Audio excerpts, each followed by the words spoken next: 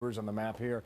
Nigeria here in the western part, but you've got other regions between ISIS and Boko Haram. In general, you've talked about Algeria and Libya, all the way stretching out to Indonesia and Philippines. But when you talk about the aspiration of these groups coming together, how much is it simply aspirational and how much is it real? Most of it's aspirational. It's on that map. The real affiliates that ISIS has an association with, one we just talked about in terms of Boko Haram.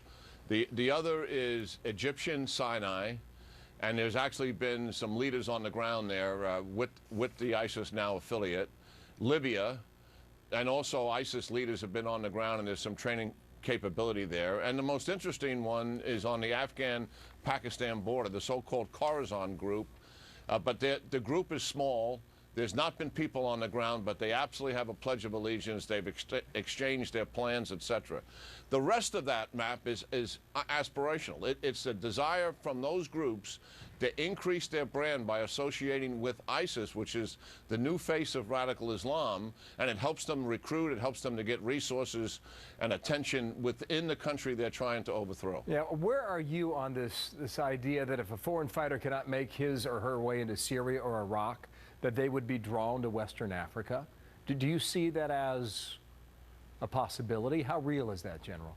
Well, I think that certainly is a real possibility, and Boko Haram will take advantage of that and advertise that as much as they possibly can. But the fact of the matter is that's a totally different culture there, a totally different environment. The Levant will always be the drawing card for foreign fighters because of the historic significance of it and what the radical Islamists are trying to do in the Levant. And that will continue to be the main drawing card. Question here. You talked about what's happening and the pressure into Crete on ISIS. There is pressure on Boko Haram in Nigeria. Is that pressure enough? Well, here's the issue.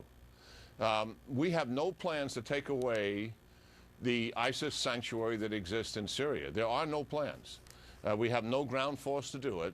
So even if we are able to reclaim all of Iraq, let's assume we are successful, the fact of the matter is ISIS can still attack into Iraq, still try to retake some of that territory, and also continue to grow their affiliations outside of Syria. So that's the problem we got, because we have made a strategic blunder, in my judgment, not to go after ISIS in Iraq and in Syria simultaneously. General, thank you. It's good to get your expertise yet again. Jack Keane, out of Washington today.